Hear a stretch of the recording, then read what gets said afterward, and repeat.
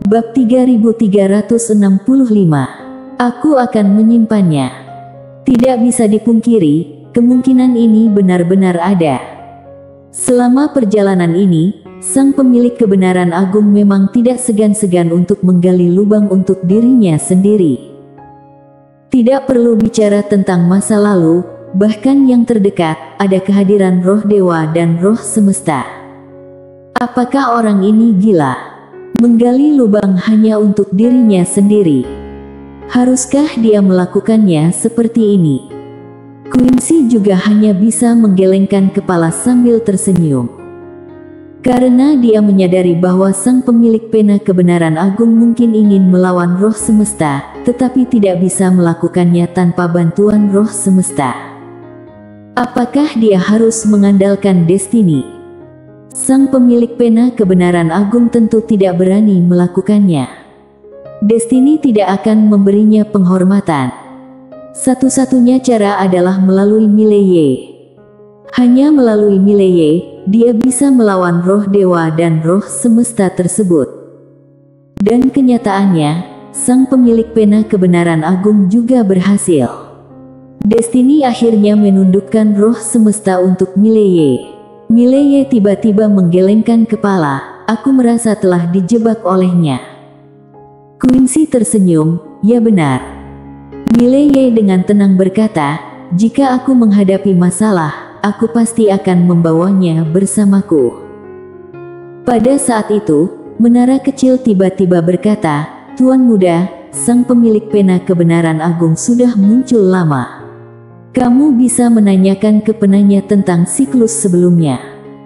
Pena kecil segera berkata, peradabanku baru saja muncul, aku benar-benar tidak tahu tentang hal-hal sebelumnya.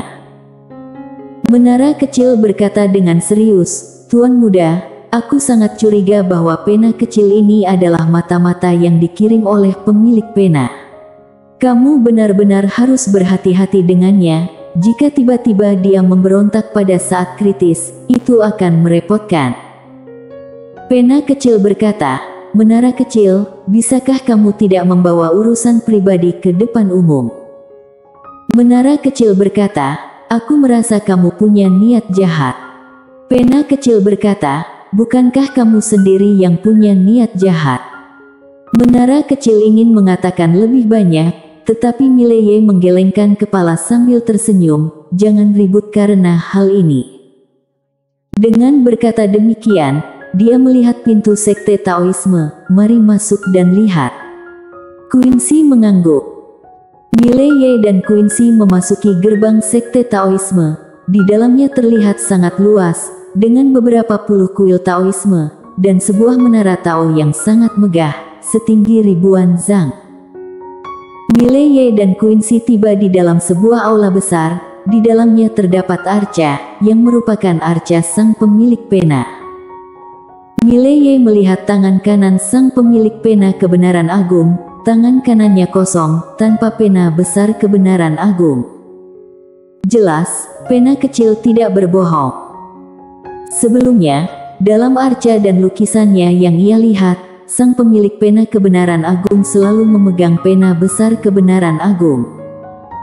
Pada saat itu, Quincy mendekati altar dupa, di atasnya terdapat sebuah kotak hitam.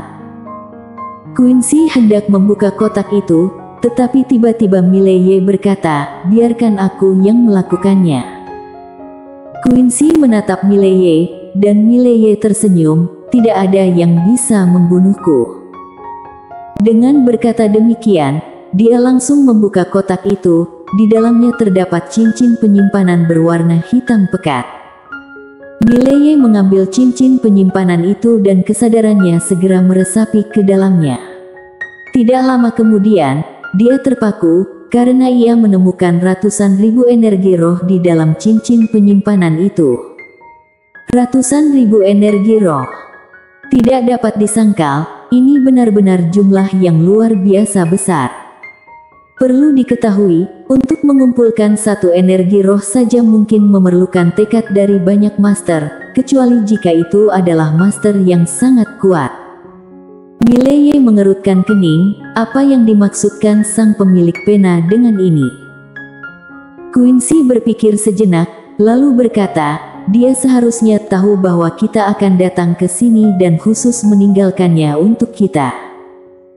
Sambil berkata demikian, dengan tenang dia mengambil cincin penyimpanan dari tangan Mileye dan meletakkannya di dalam kantong kainnya. Tindakan itu dilakukan begitu lancar dan alami. Mileye tetap diam.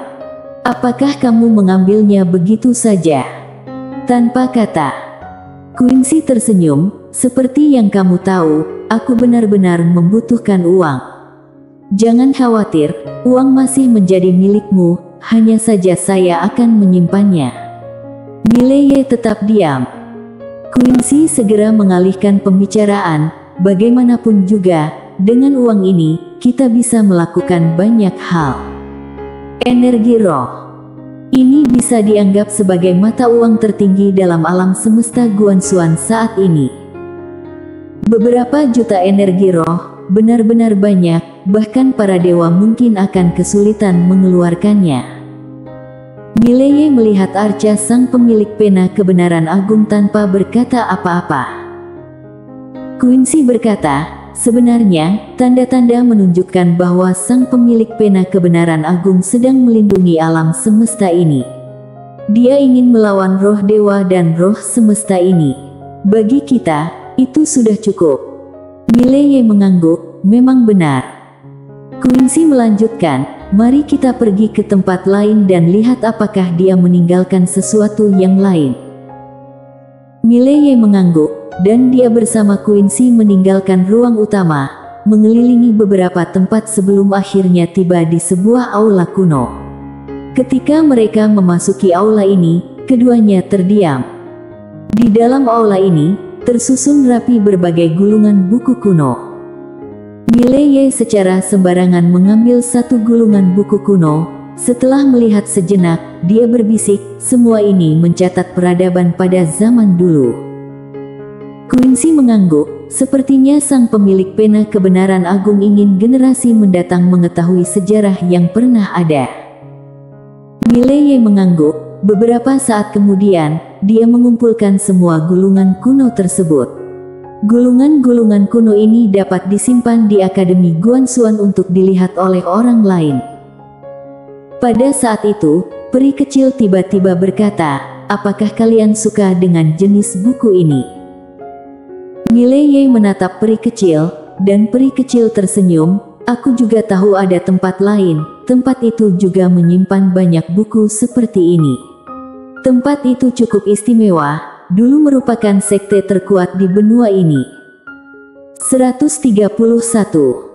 Mileye agak kagum, sekte terkuat. Peri kecil mengangguk, ya. Saat itu dalam pertempuran besar, para master sekte itu sangat hebat. Mereka satu persatu meledakkan diri mereka saat menyerang roh dewa, tetapi sayangnya, pada akhirnya mereka tidak dapat melukai roh semesta itu. Mileye berkata, bawa kami ke sana. Peri kecil mengangguk, baik. Dengan itu, dia terbang keluar.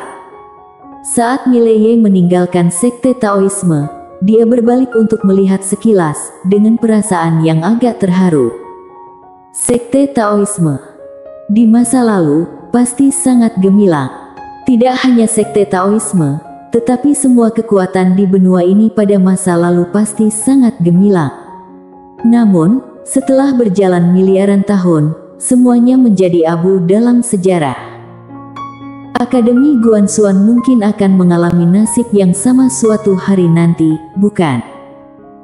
Menghadapi pemikiran ini, mata Mileye tiba-tiba menjadi agak kosong. Apa yang dapat bertahan selamanya? Mungkin hanya Dao. Meskipun telah melalui banyak siklus kepunahan, Dao masih tetap ada di antara langit dan bumi. Bukan Dao individu, melainkan Dao semesta ini. Manusia dan segala sesuatu, termasuk roh alam semesta ini, mungkin hanyalah penghuni sesaat dalam kosmos yang pukul 1.31. Luas. Jika ingin tidak tenggelam dalam sejarah, hanya ada satu jalan. Melanggar batas ilahi. Mencapai tingkat yang mereka raih, seperti Lydia. Mileye, setelah membaca ini, perlahan-lahan meremas kedua tangannya dengan kuat. Setelah mencapai tingkat ini dalam latihan, apa artinya jika tidak merobohkan dewa? Saat itu, Quincy tiba-tiba berkata, "Melihat semua ini, apakah kamu berpikir bahwa suatu hari nanti akademi juga mungkin mengalami hal yang serupa?" Mileye mengangguk, "Ya." Quincy tersenyum, "Tidak perlu memikirkan begitu banyak. Lakukan saja tugas generasi kita dengan baik. Untuk masa depan, itu adalah tugas orang-orang di masa mendatang." Mileye tertawa, "Memang benar, satu generasi melakukan. Satu generasi pekerjaan, seperti ayahku. Dia hanya melakukan pekerjaan generasinya." Quincy mengangguk, "Benar, jadi, jangan terlalu khawatir." Sementara itu, peri kecil tiba-tiba menunjuk ke kejauhan. "Lihatlah." Mileye dan Quincy melihat ke arah yang ditunjuk dan melihat di ujung langit, seorang binatang buas sedang melolong dan mengaum. Mileye menatap peri kecil dan peri kecil berkata dengan suara berat, "Itu adalah binatang peliharaan yang dibesarkan oleh roh alam semesta." Dengan berkata demikian, dia sudah mundur ke belakang Mileye dan Quincy. Kemudian, dia dengan lembut mendorong lengan Mileye, "Kamu pergi. Aku akan memberimu semangat." Wajah Mileye langsung menjadi suram. Bersambung.